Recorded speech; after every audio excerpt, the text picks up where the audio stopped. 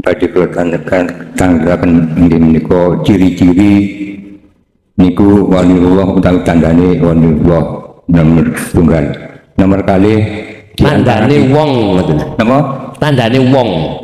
Tandane waliullah niku. Oh waliullah dan ciri-ciri atau tandane waliullah. Nggih, tandane waliullah. Nomor kalih kula badhe tanglet di antara kita menika saged ngarani tiyang niku utawi tiyang aniku wali niku saged napa mboten? Ngoten nggih. Mboten. Nggih, pun. Sekarang min alamatil auliyaillah ning Quran sampun disepakati. Ala inna auliyaillah la khaufun alaihim walahum yahzanun. Ingatlah para kekasih Allah itu punya tanda. Assalamualaikum warahmatullahi wabarakatuh. Para pemirsa yang dirahmati Allah Subhanahu wa taala, pada kesempatan kali ini kami akan menyajikan sebuah tausiah dari Kiai Haji Mukhlason Rosyid dari Mojokerto.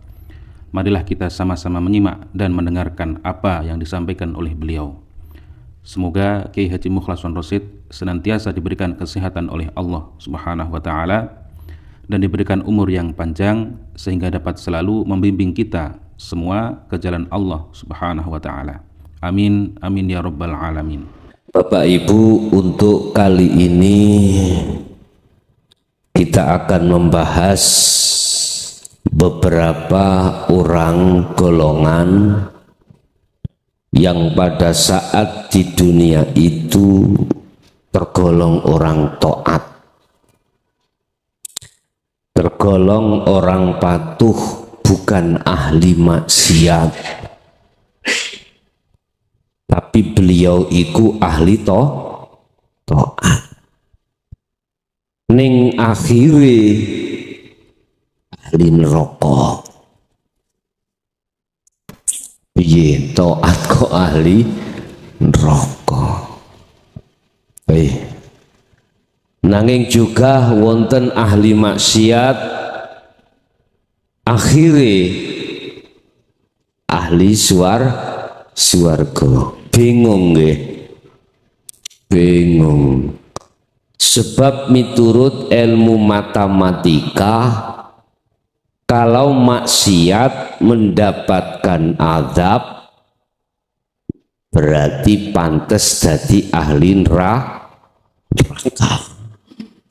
Sedangkan siapa yang taat akan mendapatkan nikmat, tapi akhiri ujungnya iku ahli neraka. Subhanallah. Kula angsal ngoten nggih kawit bingung, Mbak. Mungkin ahli ibadah, ahli sembarang kalir. Lah kok jebule jadi ning neraka, ahli neraka. Man hum, sinten mereka niku? Yang pertama adalah mujahid. Mujahid niki orang dalam keadaan mati syahid dalam medan pertempuran karena bela agama, bela negara. Dia terbunuh. Tetapi ketika saat dia menjalankan proses mujahid iki supaya diam-diam orang lain tidak mengerti, supaya namanya tercatat sebagai syuhada. Syuhada niku berarti wong sing mati syahid. Manusia lain, teman-temannya tidak tahu. Kalau di dalam hatinya itu ada semacam pengharapan karena biar dimasukkan golongan-golongan wong mati syahid atau syuhada. Itu yang pertama. Terus yang kedua, syuhada iki walaupun syahid dunya dikatakan syahid dunia karena anggapan banyak orang dia mati di tengah pertempuran bela agama atau negara.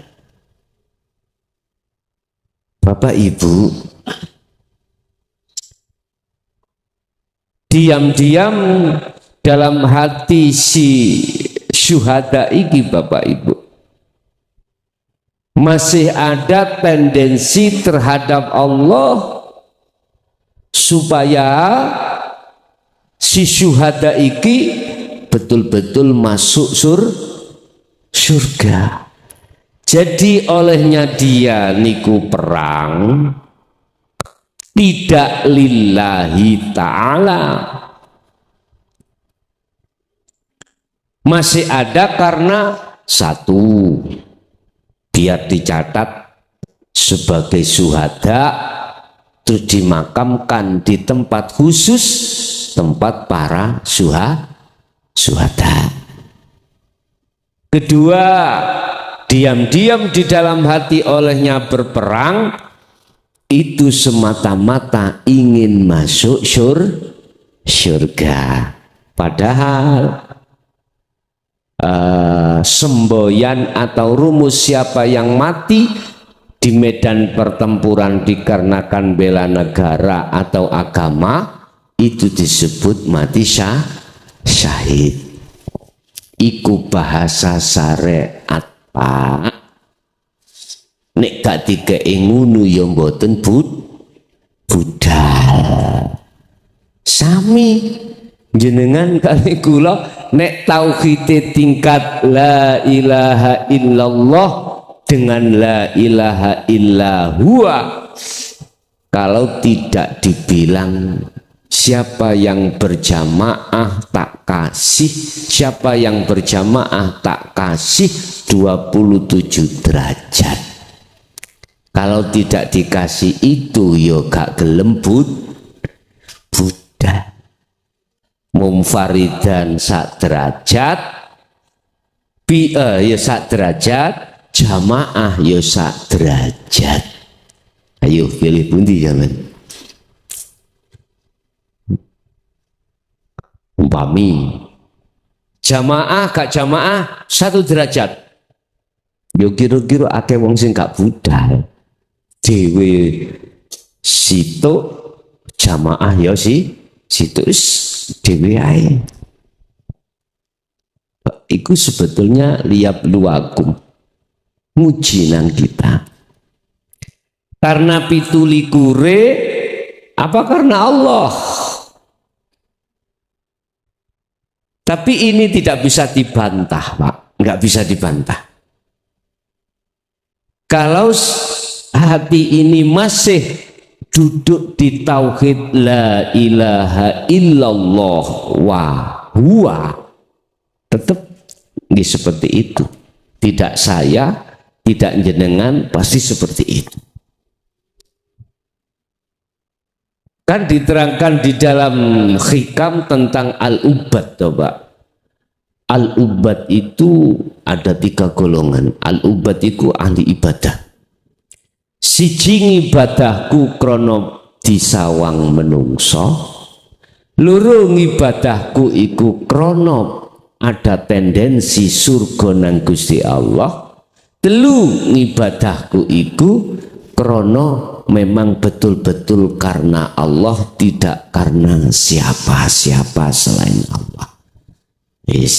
Iki pada tingkatan tauhid sendiri-sendiri. Manakala tauhid kita masih ada di tauhid la ilaha illallah dan la ilaha illahua, tetap masih selain Allah. Lesan kita aja yang mengucapkan lillahi ta'ala. Praktek mboten saged, Pak. Mboten saged. Kecuali sampun minggah di tauhid la ilaha illa anta, apalagi sampai ke ana. Baru temriki sambung terhadap lillahi ta'ala niku sambung. Wis mujahid tadi ing pandangane wong iku apik sedone karena membela agama atau negara. Ning mungguh Allah mengke dhisik, nanti dulu. Allah mandang tidak dari sisi fisik, Pak. Allah akan memproses atau memfilter, betulkah olehnya si A mujahid ini tadi betul-betul karena aku. Sampai ada satu keterangan Allah memasukkan surga satu hamba itu tidak karena sholatnya, tidak karena zakatnya, puasa hajinya, tidak karena rahmatku. Nggak ngeten nggih. Oleh sebab itu janganlah kau sembah nama dan zatku, sembahlah aku. Itu berarti bahasanya tauhid sampai kali kula wajib sampai ndumugi tingkatan yang puncak, yaitu ilahi annahu la ilaha illa ana fa'budun. Sampai di situ. Jadi antawis kaono kari ana tok. Tadi Allah sing endi gak mudeng. Kemudian naik huwa dia jauh. Terus munggah sekedhik anta. Berarti iki wis meh nang ihsan panjenengan. Berarti ide Gusti Allah. Tondone ning ati sampean kali kula merasa selalu disawang Gusti Allah. Makanya mengapa di dalam Sirul Asrar ikut tahapani wonten tiga ada di situ. Nek sampai pun hakul basirah, bener iman sampean, sodakta sudah benar iman sampean iku, maka disitulah sampai pada la ilaha illa ana, hanya aku yang ada, selain aku tidak ada. Makanya jangan kau sembah namaku, jangan kau sembah zatku, tapi sembahlah aku. Bukan aku dalam bentuk soli, Pak, bukan dalam bentuk aku makhluk diri, mboten. Jadi aku dalam hal ini adalah hidup itu sendiri. Pun iku musyahid. Kedua, iki wonten golongan, hati-hati kula mboten nyalahke, mboten, kula cuman nggugah utawa ngritik tapi bangun. Golongan siapa yang kedua? Ketika saat di dunia taat ning jebule akhire ikut dadi ahli neraka. Itulah para ulama, orang-orang alim, orang-orang yang disuruh ceramah sampai tekan Gresik, tekon dia ahli ceramah, ilmunya mumpuni, Pak, baik ilmu fuqahanya, ya ta, ilmu mustalah hadisnya, ilmu Qur'annya, bahkan ilmu tauhidnya sekalipun. Niki kan sae, Pak, nggih, munggo menungso. Wah, sae, Pak, jelas. Mungkin banyak orang berpendapat golongan iki mesti golongan wong sing soleh. Memang Pak iki pandangan manusia, tapi pandangan Allah bagaimana Allah memandang?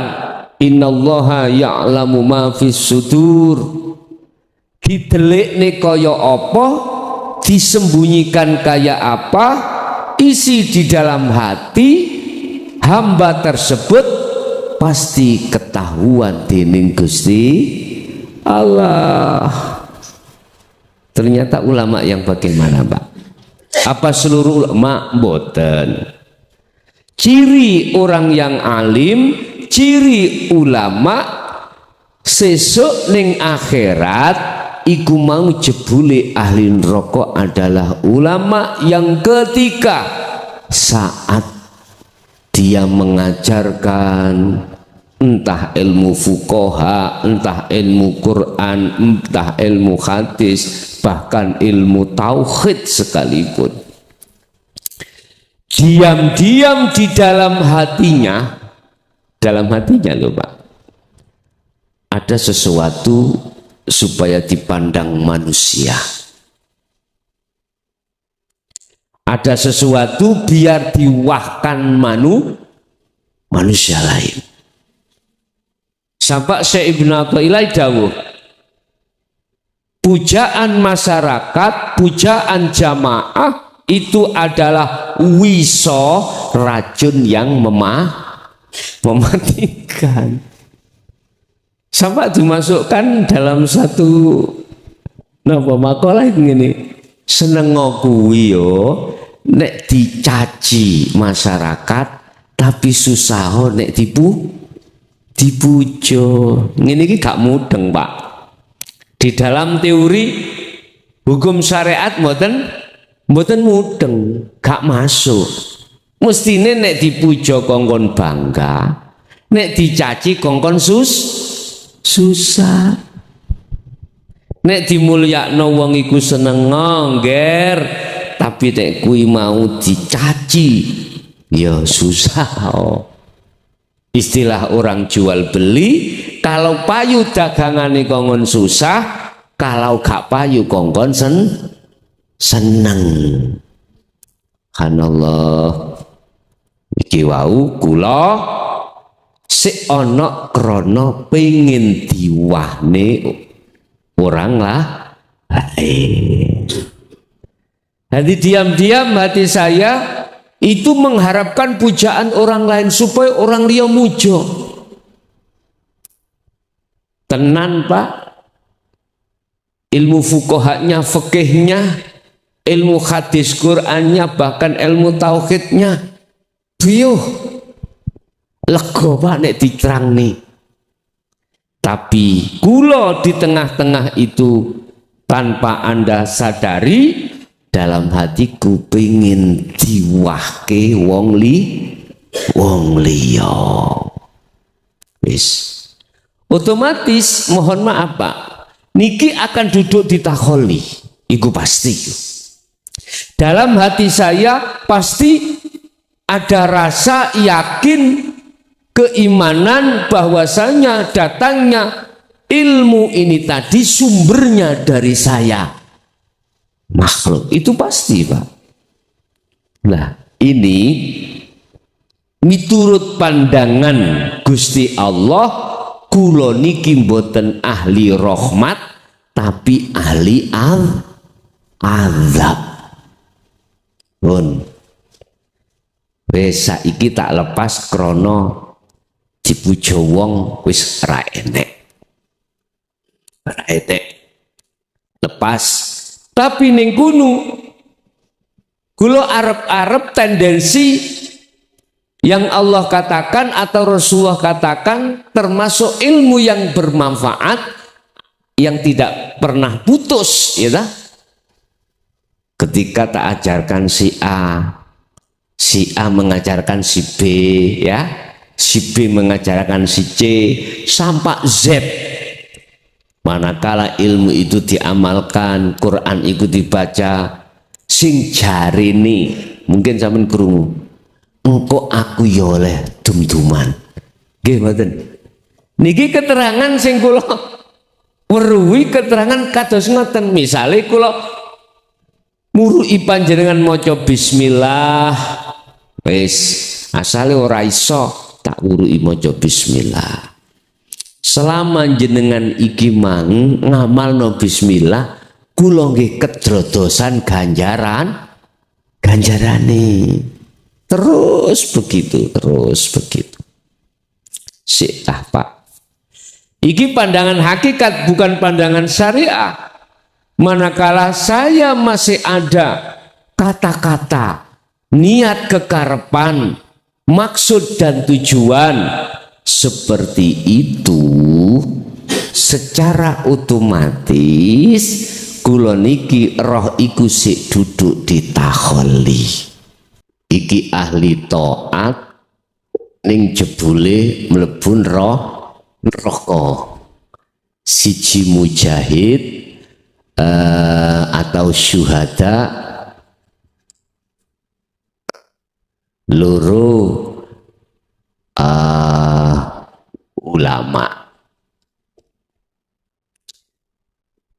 Walaupun kula niki dipandang fasih maca Qur'ane lan sak piturute, tapi ning atiku isih pengen disawang wong, diwahne wong, dan atau kula sik mengharapkan ngapunten ilmu yang bermanfaat tadi sing selalu tidak putus terhadap saya. Idza mata benu adama ing qata'a illa min salasin, kecuali 3 perkara yang tidak putus. Siji termasuk sodakotin jariyah, loro ilmu yang bermanfaat. Niki karena apa? Karena saya duduk di takholi. Mesti dalam iman saya, dalam hati saya niku Pak nyun sewu, melibatkan keakuanku yang berperan. Nah, ketika saat hati kula melibatkan iman, yakin, keakuanku, otomatis Allahnya itu nyese dalam hatiku, nyese. Itulah namanya ego. Jadi sambung rasa netepke yen semua yang berperan, yang berafal ini Allah, dalam hati saya nggak ada, mboten wonten. Karena tauhid saya ada di la ilaha illallah dengan huwa. Kan ada sekawan toh Pak ning Quran iku tentang tauhid la ilaha illallah, kemudian illa huwa, illa anta, ketiga illa ana. Pun niku dua iki masuk dalam takholi tasian ati. Pun ketiga adalah orang dermawan. Sama Pak. Dermawan karena bondo kula niku ukeh, pabrik sak Gresik niku wekku kabeh Pak. Paribasan nggih, paribasan. Tidak ada anak yatim terlantar, nggak ada ning Gresik. Fakir miskin tak jamin sedoyo. Ringkes kata, 8 asnaf, 8 golongan yang di dalam Al-Quran Allah katakan yang wajib mendapatkan zakat itu, semuanya itu wis nggak kekurangan. Ben bulan tak jatah segini wis tah. Beliau itu wis gak katik nyambut gawe, nikmati bondo kula. Wong kula niki sugih sak Gresik Pak. Wong pabrik wekku dewi kok ya. Semuanya. Lah, tetapi nyun sewu, dalam hatiku apa yang ada tertampil jenengan tidak mengerti Pak. Ada kalanya kula masih pengen dipuja wong sebab dermawanku. Masjid do endi wae sing sanjake kurang apa wae wis langsung butuh piro cair, butuh piro cair. Seneng Pak ya ngeten iki nggih. Engko dhisik. Engko dhisik. Sama dengan keterangan di depan tadi, apakah itu ingin dipuja atau dijok nih wong, diwah nih wong, dan atau ada tendensi terhadap Allah selain Allah, tendensi yaitu masalah pahala, masalah surga. Nyatanya itu jare gombloh di angan hanya di angan pandang sudut kacamata hakikat seperti itu. Sebab yang dimaksud lillahi ta'ala itu tidak ada campur tangan siapapun, hanya Allah. Ini tauhid murni ada di situ. Jadi nggak ada persekutuan terhadap yang lain. Lillahi ta'ala karena Allah, bukan karena selain Allah. Mulai dari awal sampai akhir semua karena Allah. Berhubung tauhid saya masih ada di la ilaha illallah, pasti hati kula duduk di takholi. Itu pasti. Apa sebab keterangan ini memberikan jatuhan terhadap golongan kita di antara tiga itu? Nyun sewu, supaya kita yang ada di antara tiga golongan itu munggah naik tingkat tentang tauhid. Pun sampai buka di dalam surah Al-Imran ayat 3:1. Allah katakan, Muhammad surat Al-Anbiya, mohon maaf, surat Al-Anbiya ayat 25. Muhammad, saya tidak akan mengutus utusanku sebelummu. Maksudnya secara syariah ada Nabiullah Adam sampai Nabi Isa, kecuali tak gawani, tak amanai tentang masalah wahyu siji iki sebagai inti daripada wahyu yang tidak terhitung jumlahnya. Apa itu? Ilaihi annahu la ilaha illa ana. Ajaan dengan wahyu ini umatmu untuk mengenal aku sampai di tauhid ini. Tidak ada Tuhan yang wajib disembah kecuali aku. Aku niki Pak yang kula maksud jenengan iki, ruh itu sudah duduk di tajalli, bukan di takholi. Takholi niku kan ning ati sampean iki sing muncul aku hamba atau makhluk.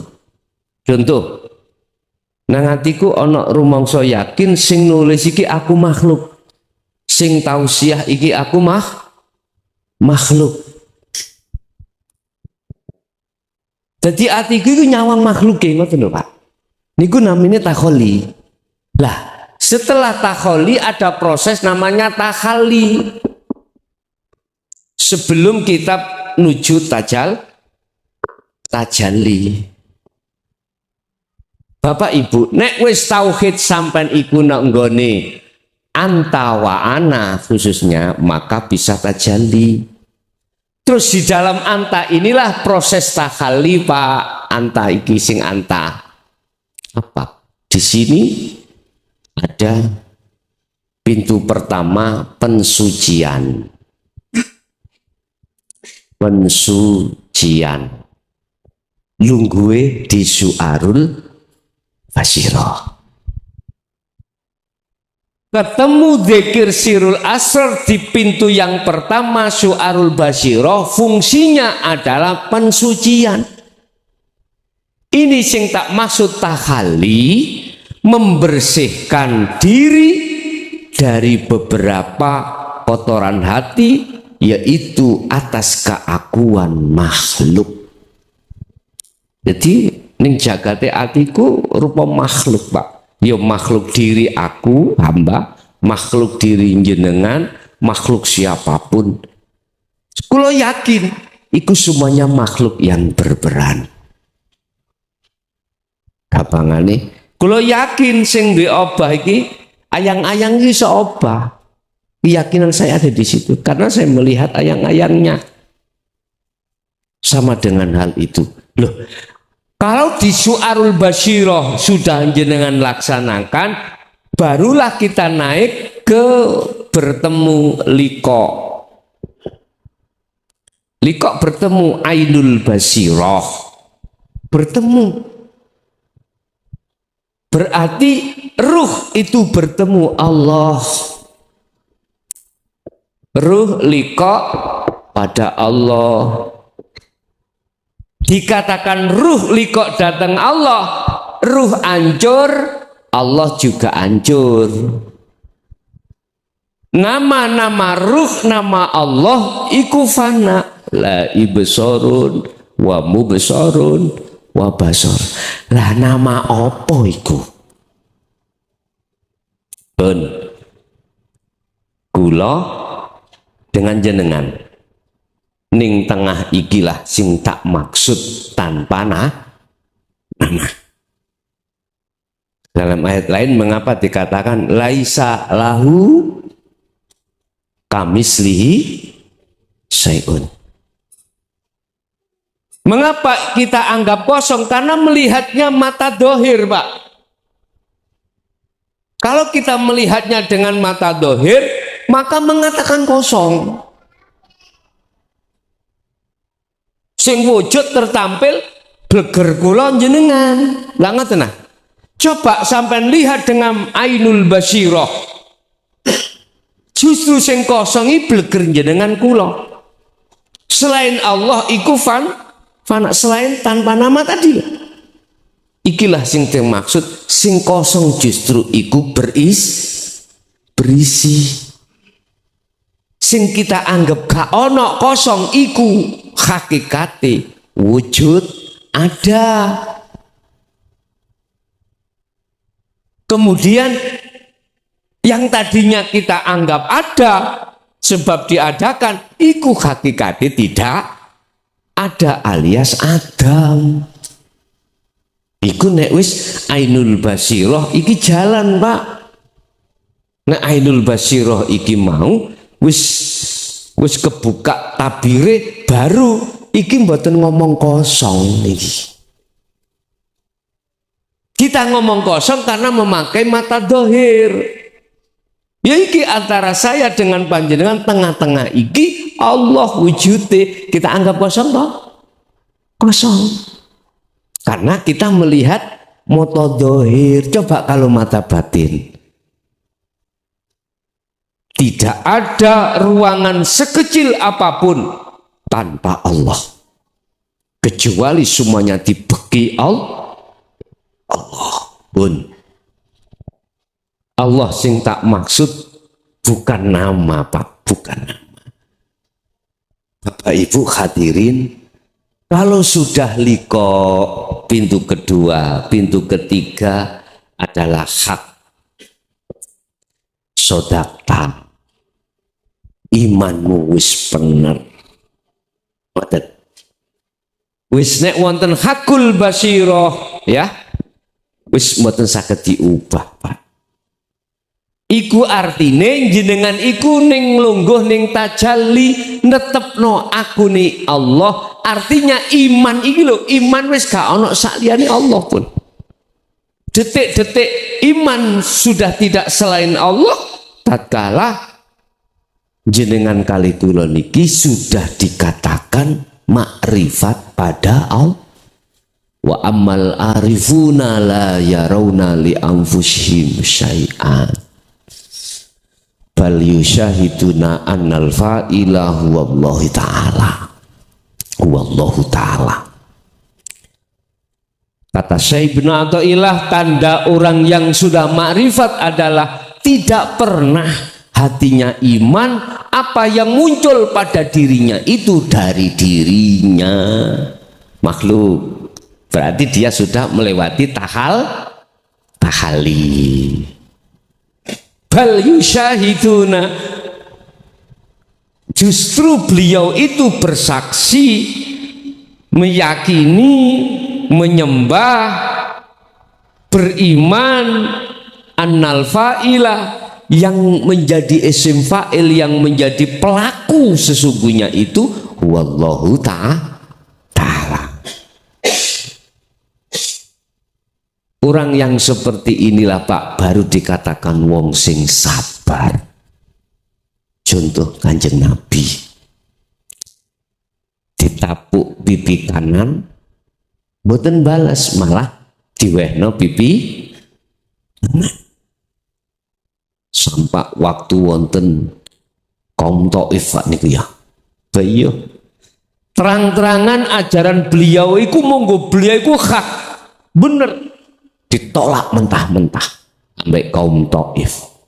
Tidak hanya ditolak, bahkan dilokno sesat, bahkan Rasulullah itu dicidrai.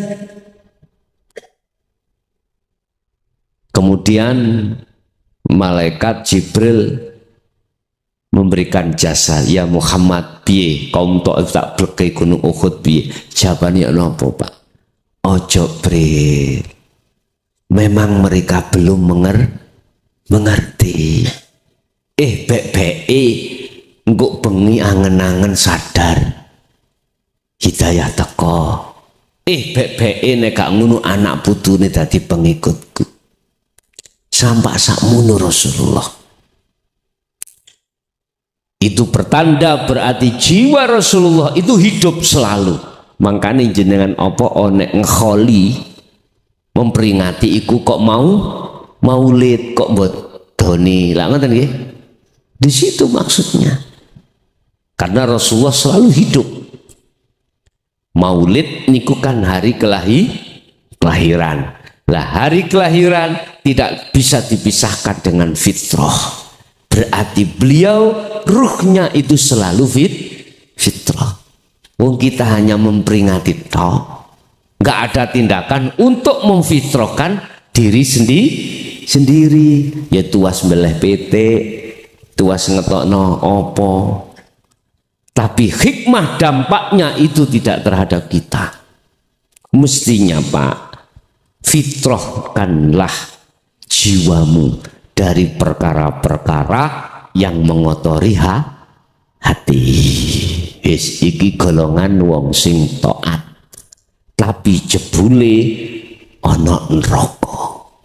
Contone kula wau waktu laku dadi mujahid, syuhada, atau menjadi ulama atau menjadi para dermawan, kula si enek tendensi selain Allah, selain Allah. Bener Pak, lillahi ta'ala ucapanku, tapi ora iso tembus. Sami kali kula niki lho maca zikiran la ilaha illallah, la ilaha illallah, tapi nek mboten geco wis duweni ijazah, wis warisan, duweni warisan sirul asrar, mboten saged tembus. Jebule sampean kali kula wonten karomah dan hikmah. Wonten mriku ilmu hikmah, ilmu karomah. Mboten saged usul datang Allah, tembus mboten saged. Lah, akhire piye tandane ning donya kula niki nek dilokni wong ya mesti muring-muring gitu. Dan atau perkara sing gak nyenengi ya jelas metotok kula. Tapi coba Rasulullah boten blas. Justru beliau jawab, Jarno Bril, iku siji ya mungkin dereng ngerti diapakno wong durung ngerti laksana wong mripate ra ketok dikongkon mlaku akhire keceblung got iku ya gak salah sebab mripate ora ketok dalan ngono Rasulullah. Kalau kita coba Pak ya napa ketika kita berdakwah, ketika kita dicaci wong karena iki ditapuk wong kira-kira jenengan piye wong sepeda motor diserempet sepiyone pecah ngono mau wesuh kok gegem-gegem kita laqad kana lakum fi rasulillahi uswatun hasanah. Ya wis ayo belajar Pak niru Rasulullah semaksimal mungkin. Ra iso 100% ya 80, ra iso 80 ya 50. Sing penting mek ngeten kata Rasul, fattabi'uni, ikuti aku. Jangan kau belajar ilmu, laku, mempraktekkan hanya syariat saja dariku, tetapi juga hakikatnya. Jikalau kau hakikatnya dari aku mengikuti, bisa kau sampai marifat. Kalau kau sudah sampai bisa marifat, yuhibbukumullah wa yaghfir lakum dzunubakum. Kau pasti akan dijadikan Allah sebagai kekasihnya. Syarat jadi kekasihnya Allah, kita yang wis kadung hati atau roh mencintai selain Allah berupa hubbus syahwah, itu harus kita sisihno dengan cara kholwat, dengan cara uzlah, tumpaan zikir sirul asal. Baru Pak luntur niku mangke. Enggal titik luntur apa ning jero ati mangsing seneng terhadap selain Allah, enggal titik pun boten langsung boten. Dikire enggal titik kanggo ngelunturno. Boten bim salah bim langsung ilang kabeh awak demoro wis gak seneng sampai lihat ndak. Semua ada proses di mana Allah mengikuti terhadap proses terhadap hamba-hamba yang lain. Artinya setiap hamba Allah yang dikehendaki Allah hidayah, tidak ada satupun orang lain yang bisa menyesatkan. Artinya dibimbing terus Pak kita itu oleh Allah, si A, si B, si C dan seterusnya, sampailah pada titik puncak di mana Allah mengatakan itulah makom jam'i, makom di mana jenengan kali kula iku mang sudah dikatakan sudah ning singgasana dan bertemu Allah. Itulah yang disebut sebagai sangkan paraning dumadi utawi wa inna ilaihi raji'un. Karena Allah semuanya on iku ahli tok. Kemudian ahli maksiat, tapi engko ojo disimpulno ngene lho Pak, wis aku milih maksiat ae terus. Sing penting kritirane ngene-ngene. Sebetulnya itu tidak jauh berbeda Pak dengan ini. Dikatakan maksiat iku syariate fisike. Tapi ketika dia dikatakan maksiat, dia tidak tahu kalau itu maksiat. Ya apa Pak nih? Wonten tiang satu kampung iku kebanjiran. Terus orang itu sak kampung itu mencari tempat yang paling tinggi, katakan teng mriki masjid, kabeh melumpuk ning masjid. Salah satu di antara orang itu bar manten, tamune durung buyar, banjir teko. Wis ana sing kenyut, ana sing apa. Akhire ana nggone masjid. Ning masjid niku Pak, mantun Isa iku sanjange tenang sing wedok. Dik, tak enteni nisor jidor ya. Ngertos jidor nggih? Nisor jidor. Lapa Mas? Kita kan habis kumanten anyar, lah ngoten nggih. Dasare bojone iku rambuté dawa. Mbosok jam piro Mas? Jam 12 malam wong padha turu. Jam 12 malam garwa sampeyan iku mboten tangi. turu sampai esuk sampai subuh. Lah ngono iku ana wong katuken, wong wedok liya katuken kepingin turu nisor jidor. Pas iku wong wedok iku rambuté endek. Boso. Sing lanang mang mara iko bojoku sono nisor jidor. Iku atine ngomong ngoten. Diparani tenan, Pak. Yes ngono kuwi kula gak cerita seterusé. Sing wedok iku mang ya ngono kok ya meneng ae ngoten lho. Meneng ae. Terus binjinge niku sanjang sing lanang. Dik piye, Dik? Sepurane Mas aku mambengi gak iso tangi. Lah kaget nggih. Lho, aku ambek sapa? Lho niku termasuk kula wastani maksiat tapi orang ngerti maksiat. Iki pandangan syariat gak apa-apa, Pak. Tapi sing kula maksud jenengan iki maksiat secara zahir dihadapkan Allah perkara maksiat, tapi sampai sudah kefanaan diri Anda. Wis maksiat napa mawon lho ya. Maksiat apapun, tapi ketika berlakunya maksiat ini di dalam hati sampean itu sudah kehilangan aku panjenengan, yang tertampil akunya Allah. Iki cara bahasa pandangan menungso ahli adab ahli neraka, tapi Allah mengatakan ahli surga. Pertanyaan saya ngeten, Mbak. Masalahnya bisa jadi sampai niku gaen-gaen. Wis aku maksiat ae sing penting atiku duduk di tajalli. Pertanyaan ingin ayat dikoreksi nggih, ayat dikoreksi. Betulkah ketika kita dihadapkan maksiat Allah itu hati ini, ruh ini sudah tiada? Betulkah yang berlaku Allahnya di dalam jagat hati panjenengan? Niku kudu dikoreksi, Pak. Sebab iki ada hubungannya dengan syahwatul farji. Estu syahwatul farji dan lain sebagainya.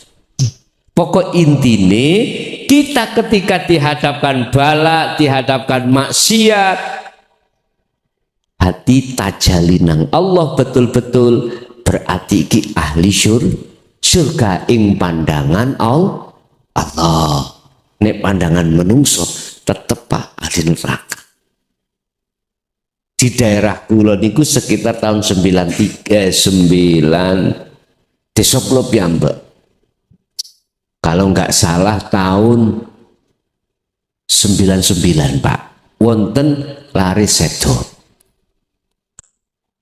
Seton ini ku peminum, ngerti peminum gitu men? Pemabuk lari 4, termasuk lari gen kulo kali, terus lari Jawi kali, terus si polisi musuh kulo takok arek papat iku tantangan kuatan esok tumugo esok Pak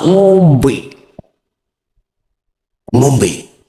Ternyata laringen kula loro niki siji petung dina gak tangi. Mara mlebu rumah sakit. Opname niku lho Pak, opname. Tapi situ langsung isdet. Lah ngene ku mudin bingung, Pak. Kan biasanya ngono, niki tiyang sae napa sae? Lah ngoten nggih. Bingung Pak Mudin. Kating tak ujubno iki tiyang Islam napa mboten, jelas ta mriku KTP-ne Islam. Mancik niki tiyang sae napa mboten? Iki gak wani Pak Mudin. Mergae wis umum roh kabeh nek dhek matine mabuk. Akhirnya napa? Jadi persoalan. Pandangan manusia pasti mati mabuk iku su'ul khotimah. Pandangan manusia tuh Pak ya, kacamata syariat, karena matinya dalam maksiat. Tapi bagaimana pandangan hakikat? Ntar dulu awak mangombe memang betul-betul tajali Allah apa piye? berangkat ae rasa wedi kalah tantangan. Ya wis sampai nilai dhewe. Sing nilai jero iku Allah, sing nilai jaba iku umumi manusia juga bisa menilai. Dirujukno nang hukum syariat bagaimana? Kalau ini matinya keadaan seperti ini, maksiat jelas suul khotimah. Tapi bagaimana ing munggu Allah, iku Allah piyambak yang tahu. Bapak Ibu tak simpulke ngeten. Innallaha la yanduru ila suwarikum. Allah iku mboten delok agawene jasad. Agawe sing yang terjadi pada jasmani, ndak. Jasmani bagaimana, api elek, maksiat taat, Allah tidak melihat dari sisi itu. Walakin Allah yanduru fi qulubikum. Tetapi Allah itu melihat bagaimana af'al, perilakunya ruh ini bagaimana Pak, perilakunya hati jenengan kali kula bagaimana, itu Allah memandang. Sebab ada kalanya perkara api yang munggu menungso jasad iki iso uga roh pandangan Allah juga api. Kalih nomor loro, ada kalanya mungguh menungso awon iso uga luwih-luwih mungguh Gusti Allah juga awon. Yang ketiga, ada kalanya pandangan manusia itu jelek tapi pandangan Allah itu bagus. Ada kalanya juga pandangan manusia itu jelek atau baik tapi pandangan Allah itu jelek. Terus cirine ya napa? Ngeten. Nek laku jasad sampai iku nyocoki syariat, berarti pandangan hablum minanas iku mesti api. Pemberiku ada hukum dua, larangan dan perintah. Mana larangan harus kita tinggalkan, mana perintah itu kita jalankan. Terus keadaan hati panjenengan duduk di mana? Di takholikah atau di tajalli? Bila mana dikatakan pandangan Allah api, hati panjenengan harus duduk di tajalli. Inilah yang dimaksud sallu kama ra'aitumu usolli. Dalam satu makalah, if'alu asyari'ata ma'al haqiqati ila ma'rifatillah. Manakala hatimu pengen bisa makrifat nang Allah, laku syariat dadi hakikat nuju makrifat dateng Gusti Allah. Syariat sisteme wis genah, hakikat sisteme roh wis genah, syariat sisteme jasad wis genah.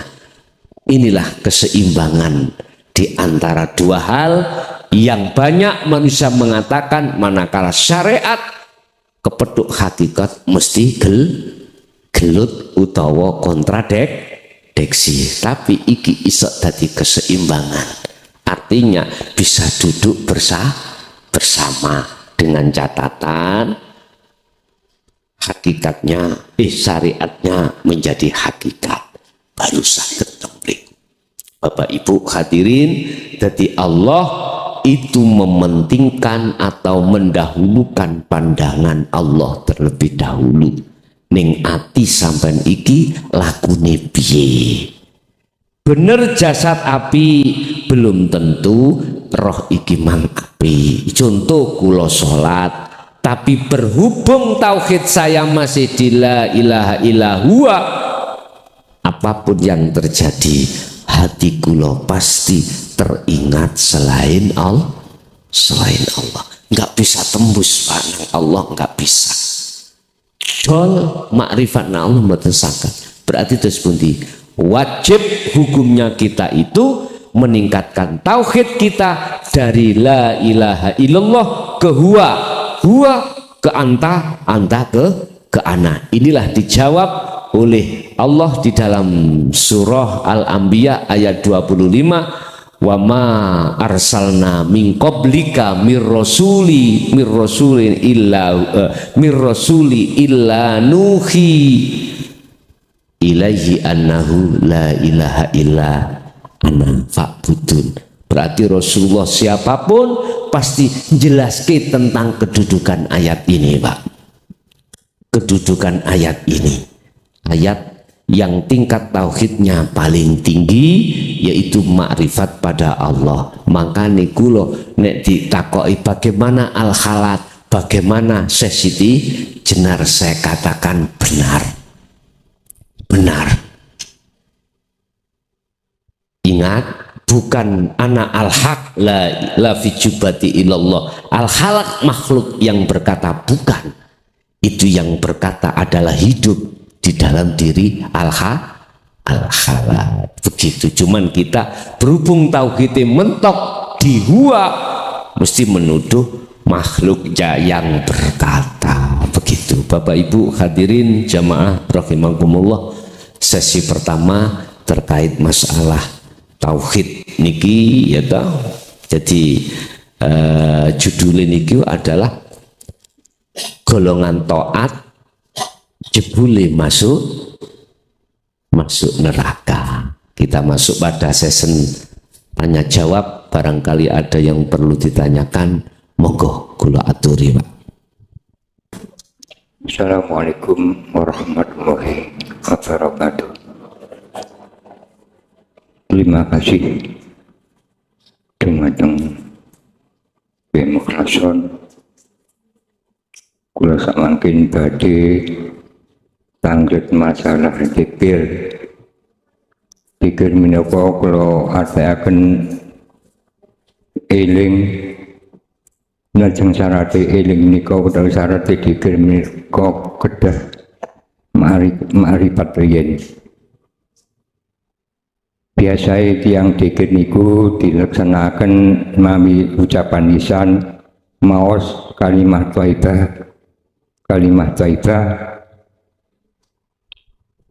Lajeng kula badhe tangglet aslinipun dikir menika bagaimana? Niku ingkang pertama. Nomor kali masalah niku waliullah utawi kekasih Allah. Kekasih Allah menika nggih menika tiyang ingkang dipun sayangi dening Allah Subhanahu wa taala. Kasih Allah taala menika nggih menika tiyang ingkang menapa tiyang ingkang ngertos keadaanipun Allah utawi ma'rifat dumateng Allah napa mboten. Niku ingkang nomor kalih. Semanten si nomor kalih mang napa? Nomor kalih menika kekasih Allah napa? Kekasih Allah nggih menika tiang ma'rifat dumateng Allah Subhanahu wa taala napa tiang namine kekasih Allah niku ingkang kula tanggaken. Sampun kula akhiri. Assalamualaikum warahmatullahi wabarakatuh. Waalaikumsalam warahmatullahi wabarakatuh. Pertama tentang makna daripada zikir aslinya bagaimana. Yang kedua kekasih Allah. Az-zikru iku bahasa Quran, bahasa Arab, Pak. Secara lugat Indonesia adalah ingat. Lugat bahasa secara Jawa eling. Iku bukan arti, Pak niku. Ingat, eling menurut saya bukan arti. Itu pindah bahasa. Lah, secara istilah makna sak temene dzikir iku apa? Tergantung secara syariat atau secara hakikat. Nek secara syariat ingat iku tempatnya di akal. Makanya ada muncullah dalil akli. sebagai rujukan ibadatul jawareh anggota jasad iki. Apa sebabnya babi anjing iku kok haram? Bahasa syariat dulu menjawab itu tidak baik menurut kesehatan dari sisi medis. Lebih ke dalam karena ada mudorot di dalamnya itu, sehingga sampak dikatakan menjadi najis mughaladah. Tapi secara hakikat, mengapa apa yang disebut zikir ingat itu letaknya di hati, Pak. Kalau letaknya di hati, maka subjeknya itu tidak selain Allah, artinya pasti pada Allah. Kalau boleh saya katakan, ingatnya hati, sadarnya hati yang disebut iman, percaya bahwasanya semua apa yang terjadi itu yang berkehendak mulai sampai yang berafal selesai itu hanyalah Allah. Hati sadar dan menyadari dengan rasa, dengan iman bahwasanya semua apapun, kondisi apapun, makhluk apapun yang berperan itu adalah Allah. Niku zikir makna yang sebenarnya. Bukan salah kita mengucapkan zikir di lisan jahri, la ilaha illallah. Bukan salah, benar sudah. Cuman pertanyaannya, hati ini sadar enggak? Ada sambung langsung nang hidup dat sing tak maksud niku mboten. Di situ kan dikatakan la ilaha illallah, tidak ada Tuhan yang wajib disembah kecuali Allah. Jenengan akan bisa ada sambung rasa terhadap Allah al-haq manakala hati itu betul-betul membawa adzikru bisiril asr. Nek mboten saged. Dzikir khafi mboten saged, dzikir siri mboten saged, dzikir kolbi apa maneh? Kecuali hanya dzikir sirul asror sing tanpa nyebut niki le iman iku lenggah teng mriku baru saged. Itulah sak temene sejatine dzikir. Hati sadar dan menyadari dengan rasa, dengan iman bahwasanya semua apapun, kondisi apapun yang berperan semata-mata adalah Allah. Gak buruk, gak baik. Apakah perkara yang kita anggap buruk pandangan manusia, jelek pandangan manusia, bagus pandangan manusia, di situ hanyalah Allah yang berperan sebagai subjek, sebagai fa'il. Itu adalah aku mangluba, aku hidup, itu tadi. Itulah namanya zikir. Makanya mengapa di tauhid itu sampai terakhir fana'u dzikri ada di situ. Jenengan sudah tidak mengakui kalau jenengan itu yang berzikir, tidak mengakui jenengan ingkang suluk, ingkang uzlah, enggak. Semuanya itu aku Allah yang berperan atas segala-galanya. Nah, yang mengucap itu bukan hati atau ruh, itu bukan hidup. Makanya kapan ada jadwal sing rada ekstrim ngoten apa? Kita kan biasanya nuk tahalli. Bagaimana kita duduk di tajalli?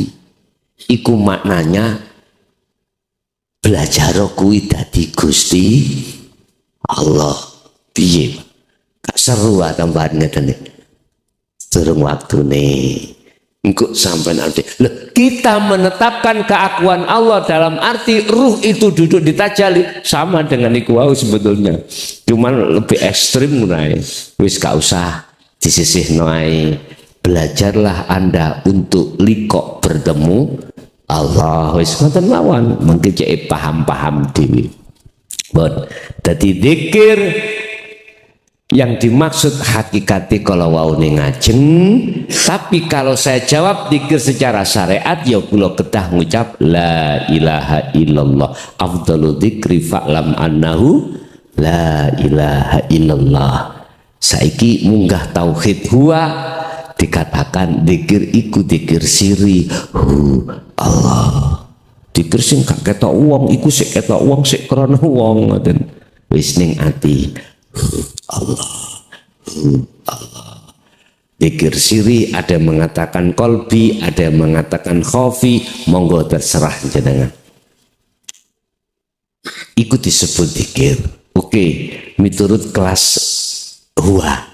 Tapi miturut kelas anta beda malih. Sak temene sing den maksud zikir adalah panjenengan kalih kula niki sudah tidak berucap, baik lisan maupun hati.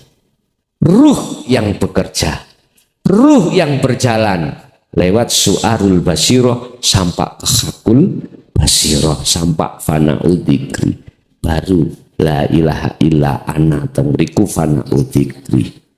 Pun sing nomor kali terkait kekasih Allah kula niku mboten krungu.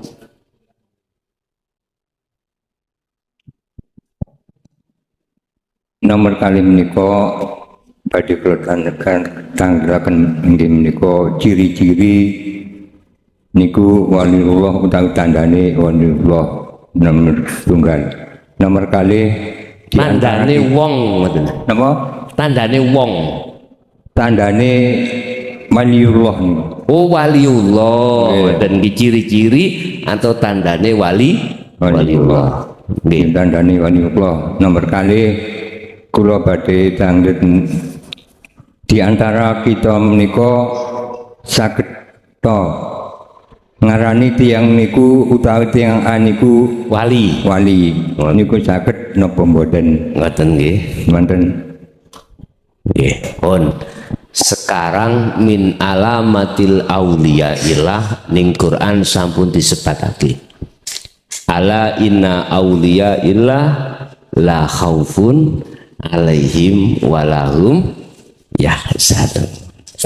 Ingatlah para kekasih Allah itu punya tanda. Apa tandanya? La khaufun alaihim walahum yahzanun. Khaufun. Saged kula gosok nggih.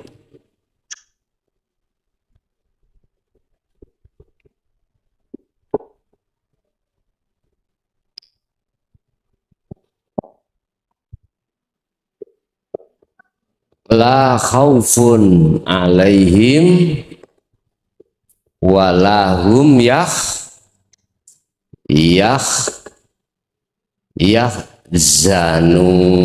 Ini apa tulisannya?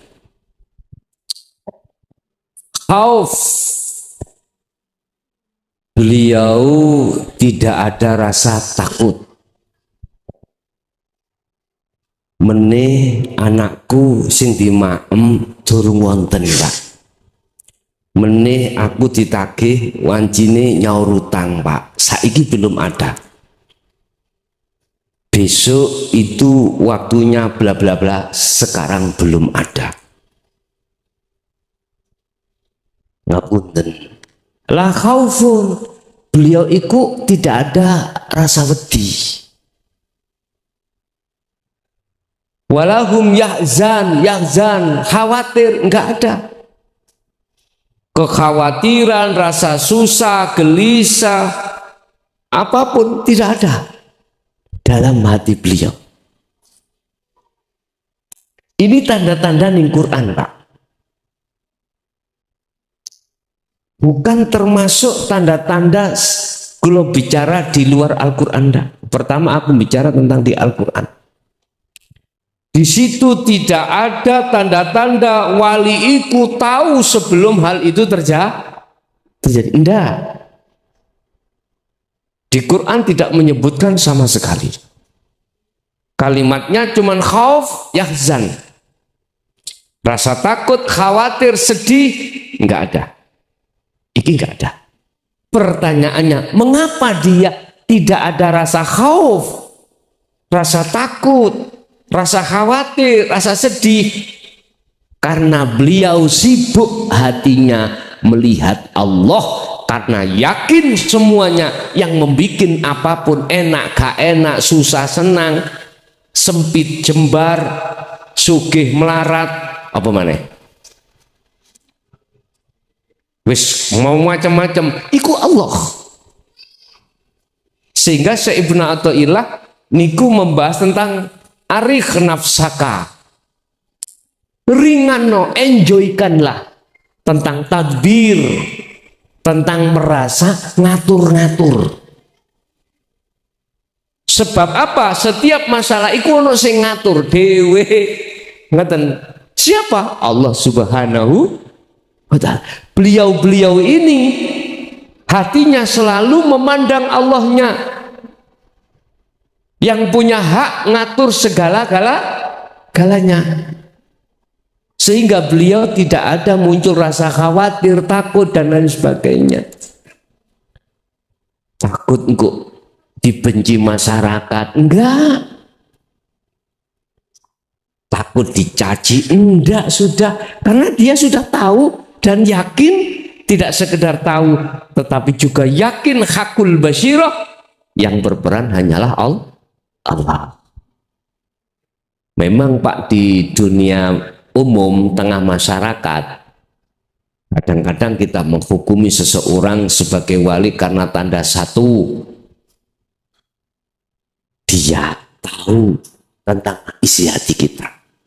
Kita sudah menuduh iku waline Allah. Umumnya lah ngaten nggih.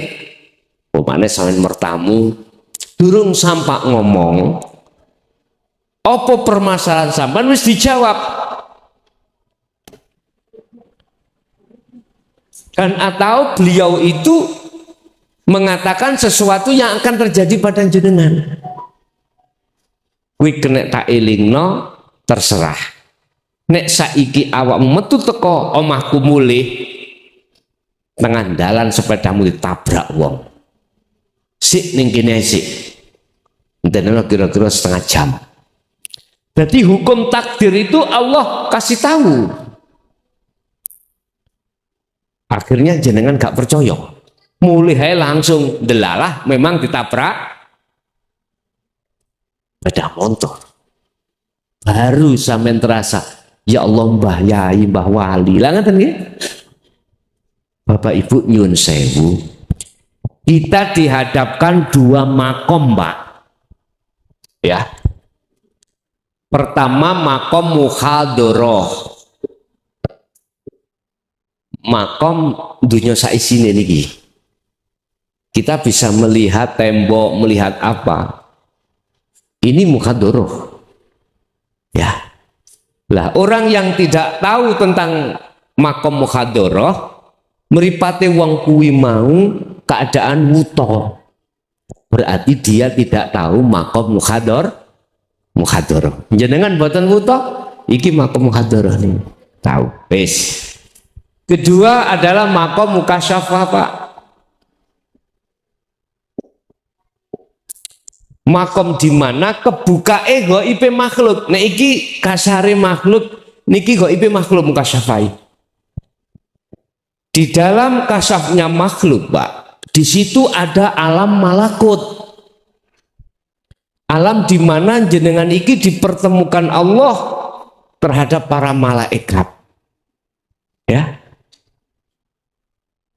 Alam malakut. Maneh alam malakut Jabarut, di mana jenengan bisa bertemu dengan iblis, jin, wis macam-macam begebluk dan lain sebagainya yang sifatnya negatif. Ketika kita dimasukkan ke alam lahut, alam di mana kita ditemukan Allah, para kekasih Allah, para nabi, para wis macem-macem ya para rasul Allah. Itulah alam ahadiyah menuju ahad. Nyuwun sewu. Iki di dunia mukasafah. Hal ini disebut ilmu karomah atau ilmu hikmah. Bisa panjenengan tempuh tanpa kita masuk di dalam tauhid la ilaha illa anta wa ana. Bisa. Di dalam alam mukasyafah itu Pak Nyun Sewu, itu akan terjadi, jenengan ini akan diberikan tahu Allah tentang kekajengan, kekarepan, kehendak orang lain. Ngerti sak jerone atine wong kuwi. Bahkan jenengan dimentokno Allah untuk bisa tahu apa yang akan terjadi. Lho iki lho sik makhluk. Sik kelebu makhluk. Yang ketiga adalah makom musyahadah. Ini makom keakhatan Allah, makom di mana kebuka ego IP Allah terhadap jenengan ruh itu. Lah, tujuan kami, mohon maaf, rutinan membahas tentang ilmu untuk menuju musyahadah.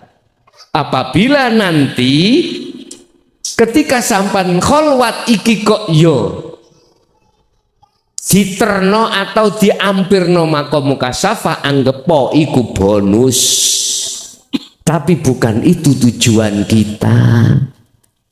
Estu. Tapi apa semuanya akan mengalami seperti itu? Enggak. Semuanya tergantung yang memperjalankan, yaitu Allah Subhanahu wa ta'ala. Jadi ciri-ciri waline Allah, kekasih Allah, ada dua. Itu tadi, la khaufun alaihim walahum yahzanun. Jadi kekasih Allah, waline Allah itu tidak harus dia itu membawa ilmu hikmah atau ilmu karomah. Betul Pak, ambek keterangan di syariat sampean lebono keterangan di syariat mboten kaya ngeten.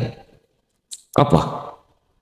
Nek wong iku mang wis duwe karomah, ya, sing diunggulno lak karomah. Wis dianggep iku wali. Pasti itu Pak. Itu pengertian kita di dunia umum. Pada umumnya memang ngoten. Tapi pada khususnya aslinya tidak seperti itu. Beliau teguh hatinya selalu mengamalkan wa ma umiru illa liya'budullaha mukhlishina lahuddin. Ruhnya, hatinya selalu tawajuh, selalu menghadap, selalu syuhud, selalu makrifat datang Allah. Dadi mboten sempat delok alam mukasafah. Artinya gak sempat ngopeni perkara sing menurut beliau itu gak penting. Sing paling penting beliau itu mung nyembah nang Gusti Allah. Tinggal pertanyaannya, kekasih Allah itu ada dua.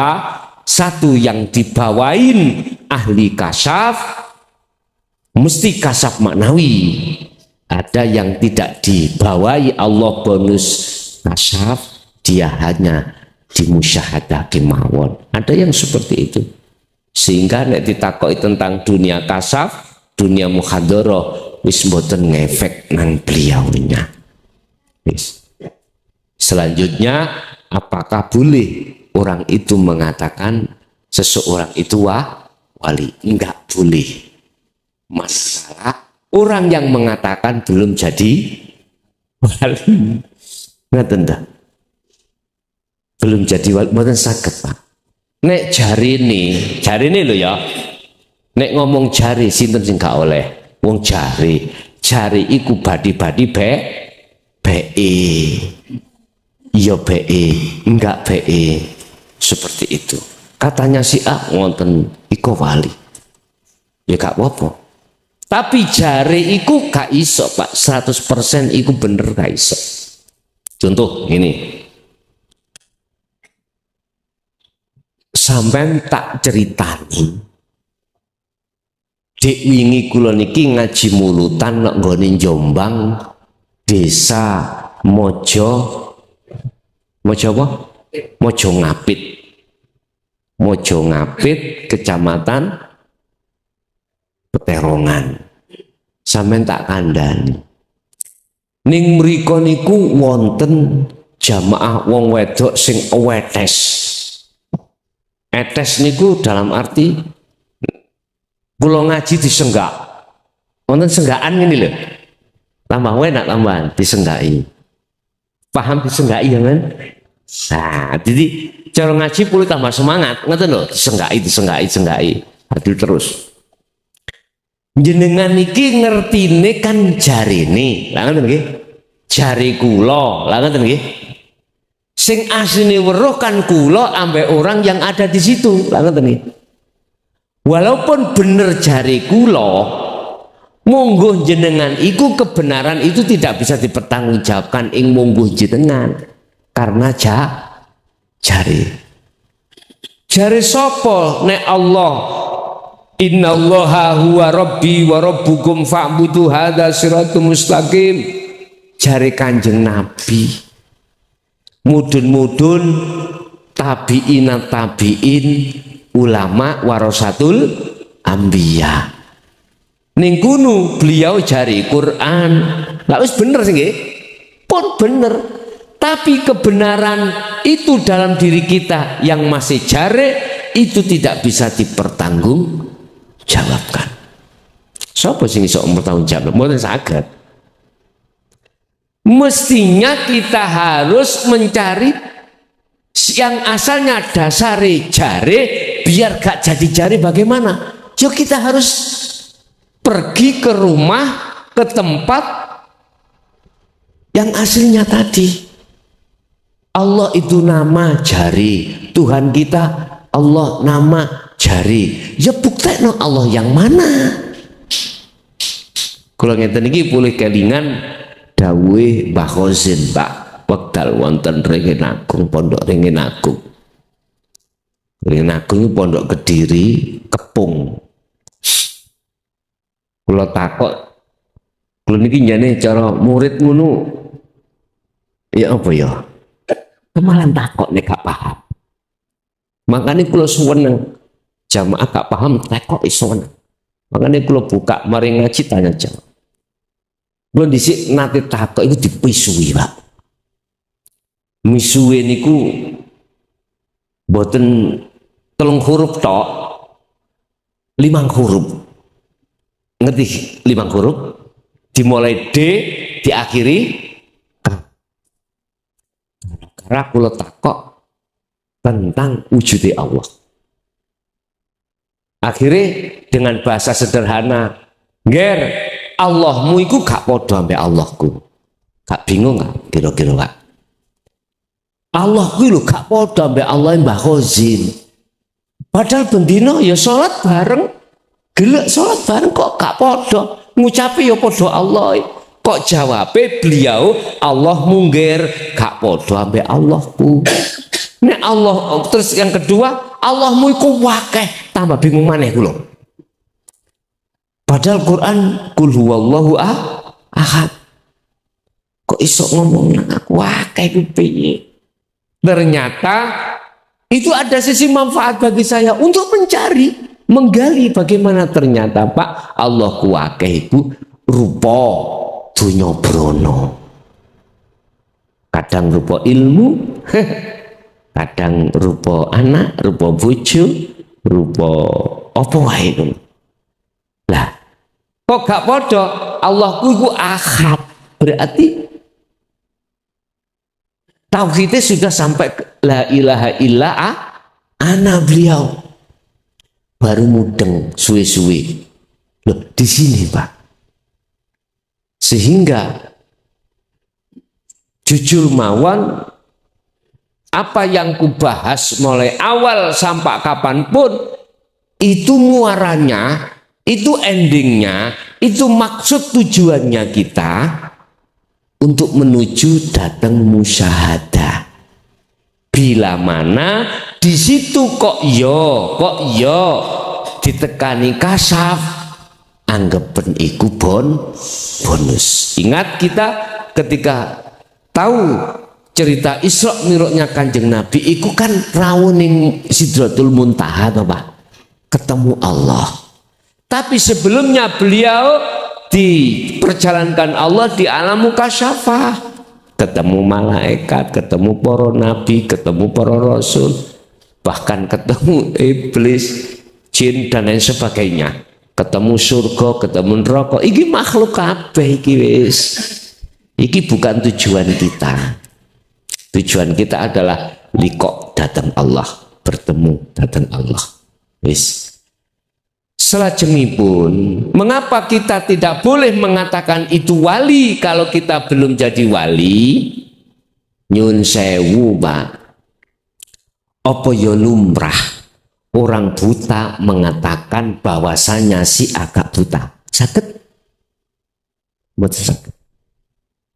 Kita menganggap si A itu enggak buta kalau kita tidak buta. Bagaimana mungkin kita bisa mengatakan si agak buta? Lah wong kita buta, mboten saged. Harus kebutaan itu dihilangkan dulu, baru bisa mengatakan si A tidak buta. Pun paham nggih? Iki ada kaitannya dengan kebutaan hati kita pada Allah.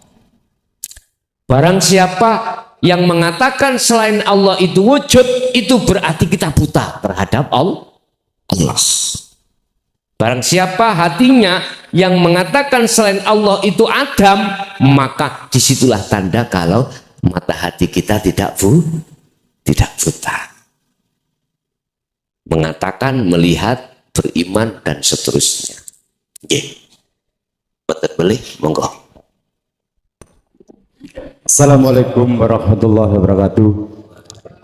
Terima kasih atas waktu yang telah diberikan kepada Gus Mukhlason yang saya banggakan dan saya muliakan. Saya minta sedikit penjelasan tentang tadi Gus Mukhlason menyinggung tentang Allah yang tidak melihat laku syariat, artinya Allah hanya melihat lagu ruh ya. Padahal Rasulullah diutus ke dunia ini tujuannya hanya satu, yaitu membentuk akhlakul yang karimah, yang bersifat syariat. Untuk pertanyaan yang kedua tentang jadab. Apakah seorang yang telah zadab itu dalam hatinya itu juga merasa bahwa dirinya itu zadab? Terima kasih. Kami sampaikan. Assalamualaikum warahmatullahi wabarakatuh. Waalaikumsalam warahmatullahi wabarakatuh. Di dalam tahapan tauhid itu berbagai macam tingkatan. Tadi sing ada tingkatan Allah, illallah, illa huwa, illa anta, illa ana. Tadi saya katakan memang Allah itu tidak melihat status fisik, tapi Allah melihat status hati. Itu artinya bahwasanya ada perkara yang penting, ada juga perkara yang lebih penting di atas penting. Maksudnya adalah gini, Pak. Kita memandang dari kacamata mana? Kalau kita memandang dari kacamata syariat, ya otomatis Allah memandang kita dari akhlak istimaiyah, akhlak tata krama ing mungguh ibadatul jawareh jasad iki. Tapi kacamata hakikat mengatakan tidak, Allah hanya memandang bagaimana kondisi hatimu, apakah hatimu menghadap makrifat pada Allah, suhud pada Allah, ataukah suhud selain Allah. Wis. Dua kacamata yang tidak sama. Dua kacamata yang tidak sama. Terus bagaimana menseimbangkan dua kacamata ini sehingga tidak saling menyalahkan? Innama buistu liutammima makarimal akhlak. Aku diutus ke dunia ini, aku tidak akan diutus ke dunia ini, kata Rasul, kecuali untuk menyempurnakan akhlak. Yang pada saat itu kita itu akhlaknya istimaiyah saja. Yang pada saat itu kita mengikuti hanya syariatnya Rasulullah saja. Tetapi kita belum mengerti, belum mengikuti hukum hakikat Rasulullah. Belum mengikuti, belum ada yang namanya akhlak ilahiyah. Tadi akhlak istimaiyah, sekarang akhlak ilahiyah. Apa akhlak ilahiyah? Akhlak, etika, tata krama, ruh pada Allah. Ini yang sering kita sebut sebagai hablum minallah. Akhlak istimaiyah, ini yang sering kita sebut sebagai hablum minan nas. Tapi kita memahami hablum minallah dengan hablum minan nas, pandangan syariat beda. Nek hablum minan nas urusan selain menyembah. Lah ngoten nggih. Kaya umpama saya ambek tetangga jaga apa hablum minan nas. Apa hablum minan nas? Hubungan yang langsung dengan manusia. Kalau hablum minallah hubungan langsung pada Allah, contoh salat, contoh zakat, puasa, haji. Lah niku toh. Tapi kalau kita melihat kacamata hakikat, hablum minallah itu urusan ruh pada Allah. Hablum minan nas urusan jasad terhadap sesama manusia. Tetangga satu, si A si B podo Islami, Pak. Ketika saat maghrib tiba, si A gak nang musola, si B nang musola, bahkan si A iku mang gitaran. Api enggak dadine? Gak sinkron. Nah ngoten nggih. Gak sinkron. Nyun sewu, mungkin dibuka dalam surat Al-Imran ayat 31 terkait ngikuti Rasulullah yang bagaimana. Kalau boleh saya katakan, kita sebagai umat tidak hanya mengikuti di jalur syariatnya saja, karena sistem syariat itu kanggo membentuk akhlak istimaiyah jasad, tapi juga kita harus mengikuti jalur Rasulullah dari sisi hakikat supaya bisa sampai ke makrifat. Ini yang sistem hakikat ini untuk membentuk etika ruh langsung pada Allah. Sebab di dalam Islam ada syariat, thariqat, hakikat dan makrifat. Dan manusia kita umat Islam itu di samping ada jasmani juga ada rohani. Gak jasmani aja. Di situ, Pak. Fattabi'uni, ikuti aku, kata Rasulullah. Kalau kau mau mengikuti aku, yuhibbukumullah, yuhib bakal mencintai sapa Allah Gusti Allah. Cintamu akan diterima oleh Allah sebab cintamu terhadap selain Allah sudah kau lepaskan. Kau lepaskan. Ngaji tentang tasawuf iki nek ditelan mentah di dalam tauhid Allah ambe huwa mboten cetha wae. Mboten sinkron. Kecuali kita sudah sadar diri untuk masuk di tauhid illa anta, baru bisa menerima. Jadi jawaban Allah iku melihat status jero iku pandangan hakikat, bukan pandangan syariat. Nek pandangan syariat gak sama dengan pandangan hakikat. Ahli syariat dengan ahli tahqiq iku nggak sama mandangi. Contoh. Wong syariat nek mandang teng kula sing ngaji ku kula makhluk banget nggih. Oke, syariat iki mandangi sebabe memakai lewat ainul basariyah, meripat dohir wujudi menungso kok. Akhirnya nafsu mlebu nang sifat basiroh, nang akal ngomong kal kandhanono roh iku mau nek sing ngaji ku mukhlason. Akhirnya diomong nang ati jret jenengan yakin sing ngaji makhluk. Lah ngeten nggih. Sing berperan kula makhluk. Oke. Niki kita sing golongan ahli syariah, sing tauhid kita masih ada di ilallah dengan ilahua. Coba bagaimana sampai dekan terhadap orang yang tauhidnya illa anta bahkan sampai ana. Boten mungkin mengatakan dan yakin yang menyampaikan itu seongkok makhluk. Karena beliau itu melihat hidupnya. Sudah tidak mengatakan mukhlason itu punya hak hidup. Boten. Karena wujud zahir mukhlason iki bagi beliau itu sudah fana. Akhirnya yang nyata bagi beliau hanyalah Allah. Bukti ini ya napa? Ngene. Apa iso mukhlason iki ngoceh tanpa ada Allah dalam diriku? Hidup itu bukan sakit. Walillahil masyriq wal maghrib fa ainama tuwallu fatamma wajhullah. Mulai jagat etan sampai jagat kulon, yang memiliki dan yang menguasai itu hanyalah Allah. Akhirnya dijawab tauhid la ilaha illa anta di tahapan su'arul basirah ngeten.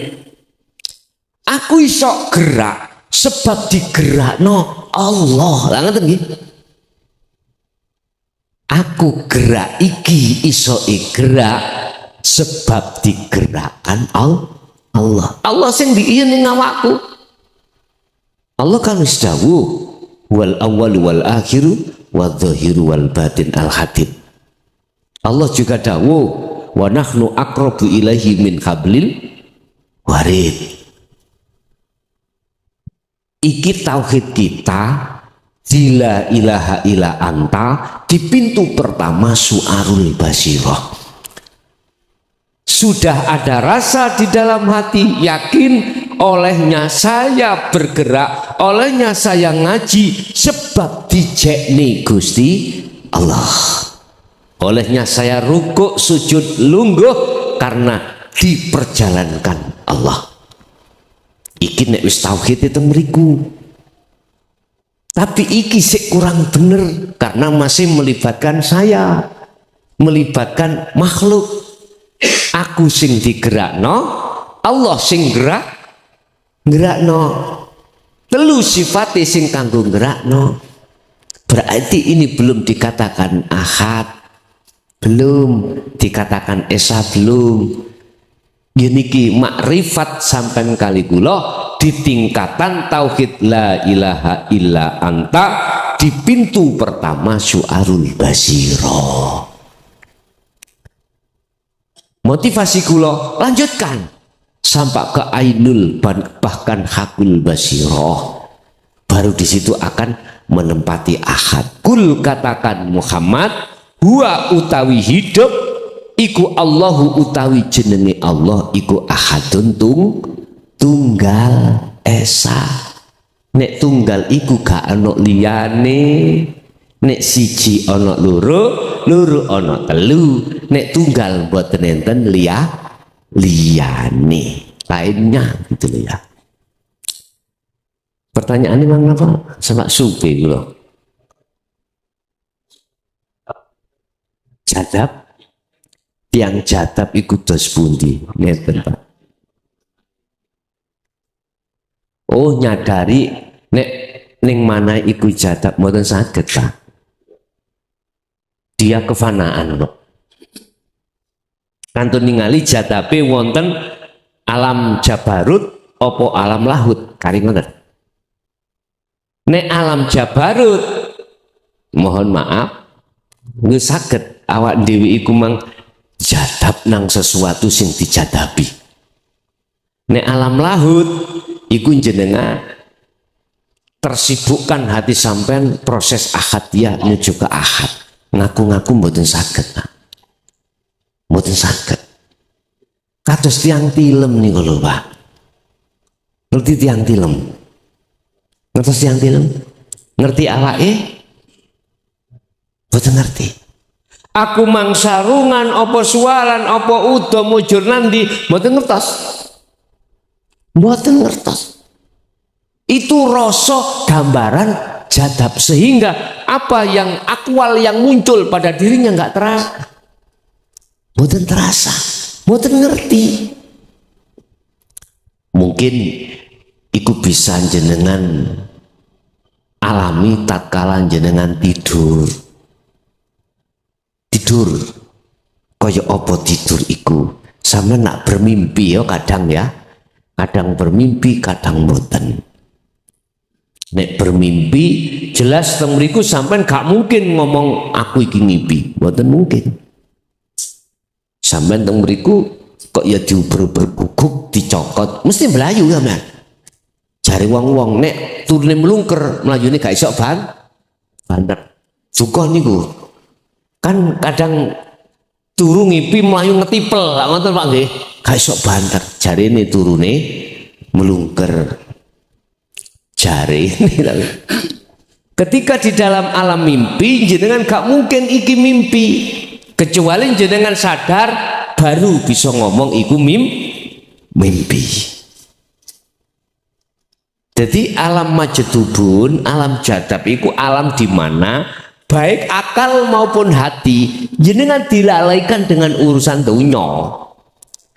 Plah lali wis. Kok yo ngakoni dheweke jadab mboten saged. Mboten saged. Sampun kefanaan kok. Termasuk dirinya.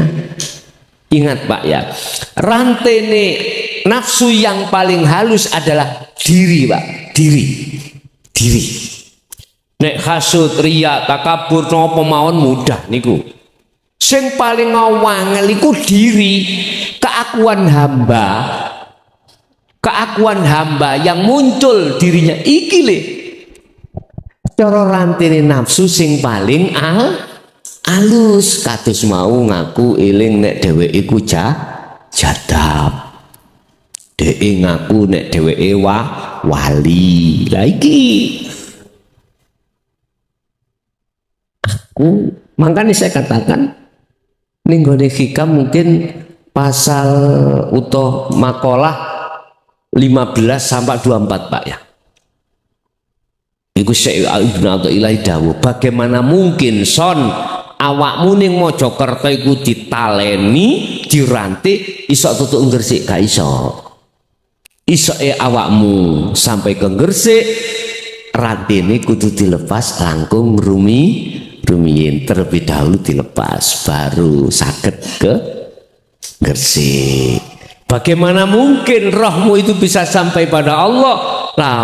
Lah wong rohmu itu diikat atau ditaleni atau dirantai oleh nafsu yang paling halus yang berupa pengakuan atas diri hamba. Mboten saged. Nggih dados jawabanipun mboten wonten tiyang majdubun. Majdub jadab iku kelakuane wong jenenge majdub ya enggak pernah teng mriku ngaku-ngaku atau bahkan eling kalau dereke jadab. Nggih. Ada lagi?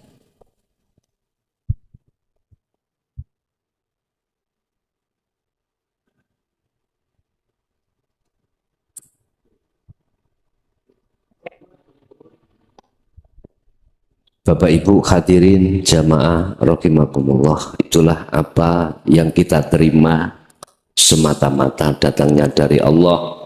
Mudah-mudahan menjadikan satu ilmu yang bermanfaat bagi kita dan anak putu kita, orang dekat kita ila yaumil qiyamah. Lahumul Fatihah. Alhamdulillahirabbil alamin. Demikianlah tausiah dari Kiai Haji Mukhlason Rosid yang mana beliau adalah pengasuh Pondok Pesantren Jaya Baru yang terletak di daerah Mojokerto, Jawa Timur. Tepatnya yaitu ada di Kecamatan Bangsal, Desa Sumbertebu, Jalan Perjuangan, Desa Glonggongan atau Dusun Glonggongan. Beliau adalah ulama sufi, ulama tauhid yang mengajarkan ilmu-ilmu tauhid dan tasawuf, yang mana dalam ilmu ini juga berkaitan dengan ilmu leluhur Jawa yang mengutamakan ajaran kebatinan atau ilmu ruhani. Dan ilmu tasawuf tauhid ini mengajarkan supaya manusia tidak tersesat nantinya. Tahu sejatinya diciptakan itu harus bagaimana, dan ketika sudah meninggal dunia harus ke arah mana jalannya. Semoga apa yang disampaikan oleh beliau Al-Mukarram Kiai Haji Mukhlason Rosyid benar-benar bisa memberi penerangan bagi kita yang buta akan pengetahuan dan gelapnya perjalanan kita untuk menempuh ke jalan Allah Subhanahu wa ta'ala. Demikian, semoga bermanfaat. Wa'afu minkum. Wassalamualaikum warahmatullahi wabarakatuh.